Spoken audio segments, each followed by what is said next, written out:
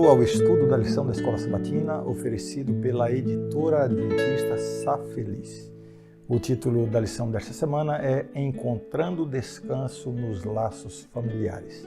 E como sempre, vamos começar pelo verso para memorizar dessa semana, 2 Pedro 3, 17 e 18, que diz assim: Portanto, vocês, meus amados, visto que já sabem disso, tenham cuidado para que não sejam arrastados pelo erro desses insubordinados e caiam da posição segura em que se encontram. Pelo contrário, cresçam na graça e no conhecimento de nosso Senhor e Salvador Jesus Cristo. A Ele seja a glória, tanto agora como no dia eterno. A lição dessa semana é sobre uma das mais dramáticas e emotivas histórias da Bíblia, a história de José e seus irmãos. Para mim, uma das evidências da origem divina da Bíblia é a sua imparcialidade, mesmo quando conta a história de seus grandes heróis. E esse é o caso da família de José, que era bisneto de Abraão. E quando lemos a história dessa família, uma família de gigantes da fé, o próprio Deus se identifica como o Deus de Abraão, de Isaac e de Jacó. Vemos que não existe por parte da Bíblia nenhum esforço para omitir as falhas, os problemas, as brigas, as traições que aconteceram nessa família. Isso mostra que a Bíblia é um livro para pessoas normais, com problemas normais. Se você faz parte de uma família disfuncional, com grandes problemas, você pode ver na Bíblia que Deus tem recursos e sabedoria para fazer de sua experiência uma bênção. Esta semana, através da história de José, nós vamos ver como Deus é capaz de nos sustentar em meio às mais severas provas e como Ele é capaz de transformar o mal em bem, a tragédia em bênção. O título da lição de domingo é Disfunção no Lar. Não é todo mundo que para pensar em como a família de José era disfuncional. Começando com os bisavós, Abraão e Sara. Toda aquela situação em que Sara disse para Abraão ter um filho com a serva Agar. Depois os problemas por causa dos dois filhos, Ismael e Isaac. Depois Isaac, que deu preferência ao seu filho Esaú em relação a Jacó. Depois a farsa forjada por Jacó. Futuramente ele mesmo, Jacó, foi enganado pelo seu sogro. As disputas entre as suas esposas, Raquel e Lia. E por aí vai. E finalmente Jacó seguiu o exemplo do pai, dando preferência ao filho José, o que causou uma inveja mortal em seus irmãos. O irmão mais velho, Rúben, dormiu com uma serva de Raquel, que foi também mãe de outros filhos de Jacó. O outro irmão, Judá, teve filhos gêmeos com a própria nora. Que família é essa, E por aí vai, uma história atrás da outra. A história desses personagens é uma demonstração de que é possível aprender com as crises e crescer em meio aos problemas e dificuldades da vida. As maiores lições de confiança que aprendemos na vida acontecem em meio às maiores crises que enfrentamos. É por isso que precisamos ver os problemas, inclusive os problemas familiares, como oportunidades de crescimento. As mais impressionantes histórias de superação que eu conheço são de pessoas que viveram situações terríveis na vida. É assim que Deus age. Ele faz com que as pedras do caminho sirvam de degraus para o nosso crescimento.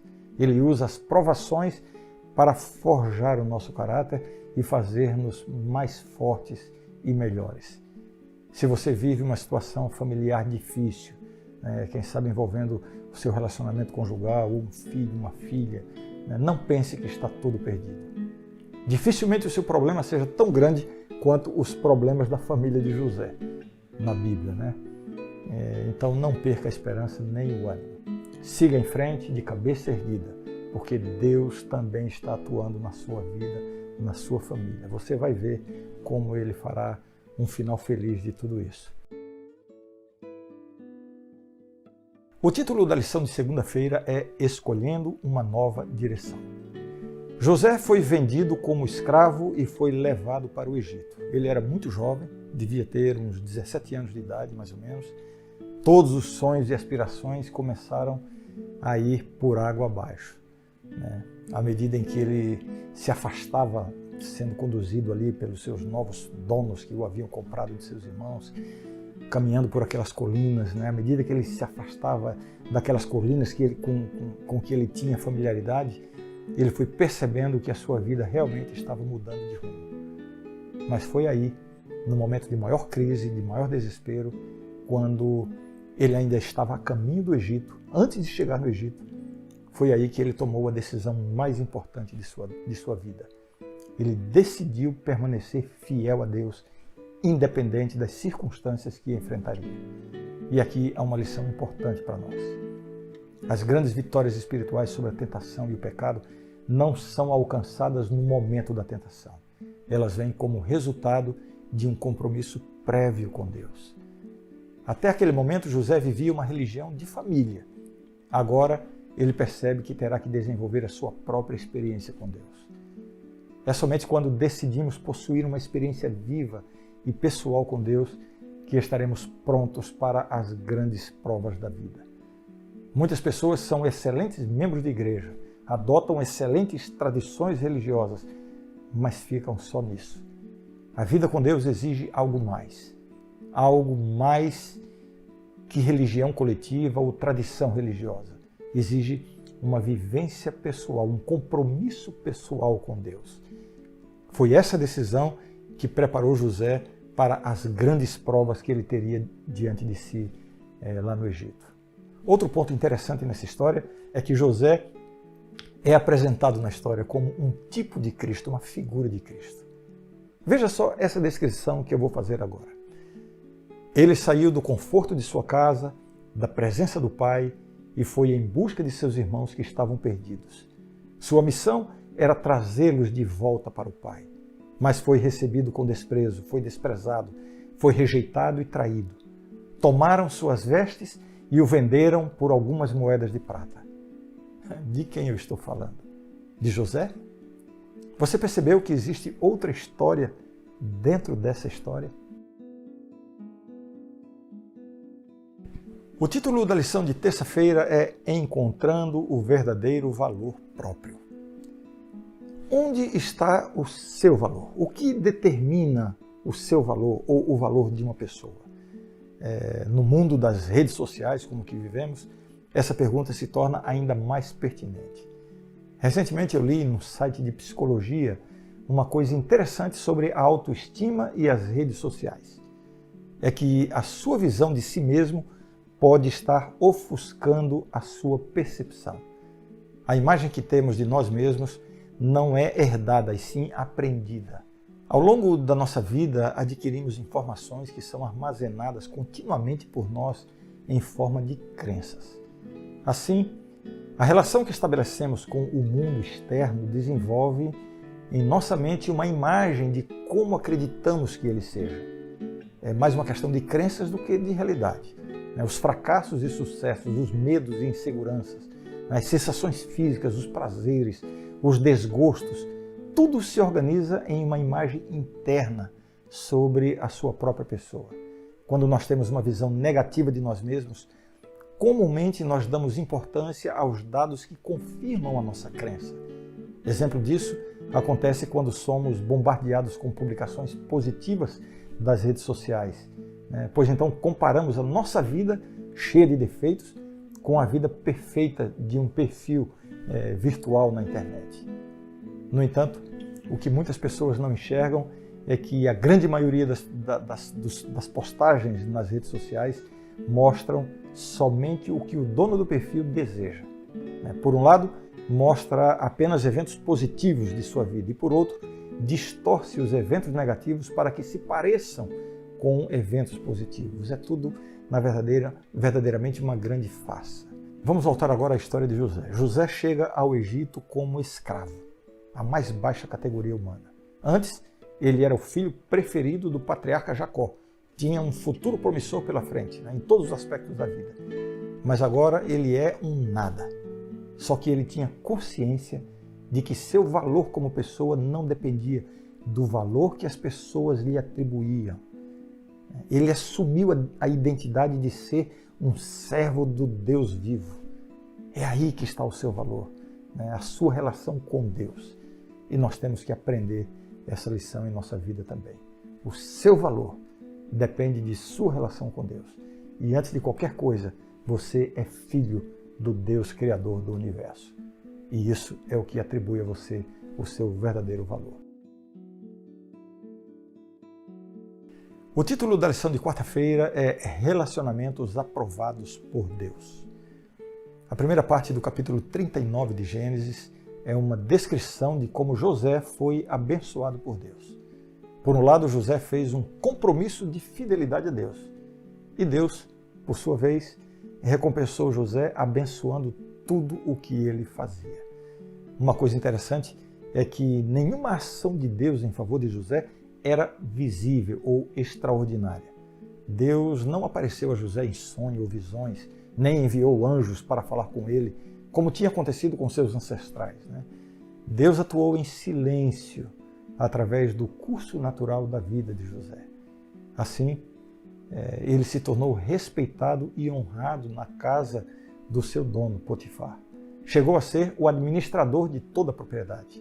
E tudo que ele fazia, a mão de Deus prosperava. E aqui uma coisa importante para nós.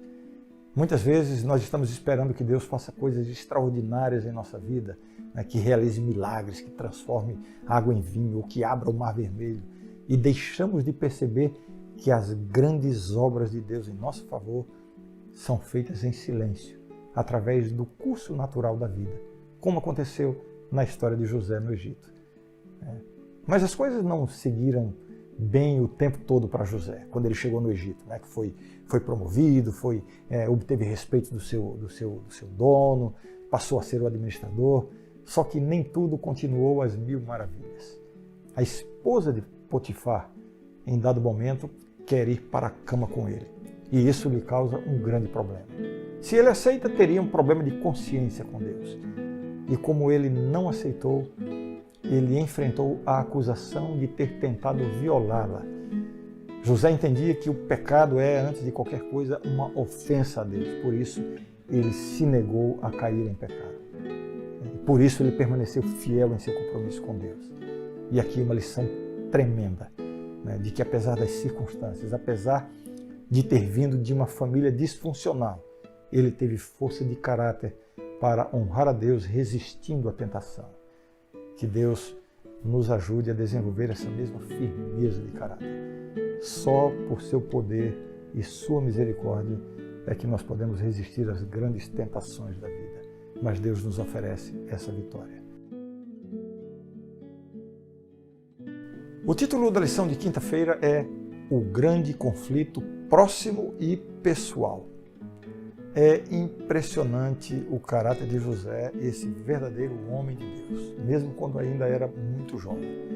Às vezes, quando lemos a história, dá a impressão de que tudo foi muito rápido, né? Desde que ele foi vendido como escravo até que foi exaltado à posição de governador do Egito. É como se tudo isso passou em 6 meses, ou 1 ano, ou 2 anos, mas não foi assim. Passaram-se mais de 20 anos. 20 anos de espera, 20 anos de serviço, 20 anos de abandono, de injustiça, 20 anos separado da família. Mas nada disso o faria desistir de seu compromisso com Deus.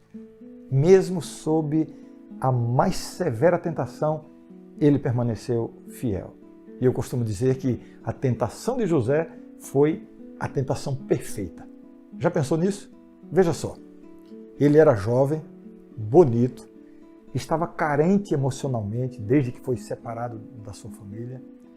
A mulher que o tentou certamente era uma mulher bonita, poderosa, e investiu sobre ele de forma insistente. Não foi um momento de tentação, foi uma tentação constante e insistente.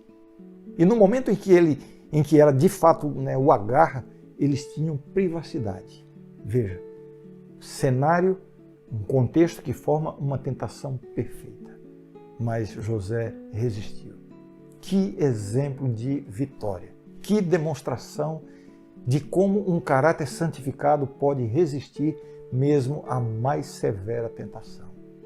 A história de José comprova uma triste verdade, por um lado. A vida na terra não é justa. O bem nem sempre é recompensado e o mal nem sempre é punido.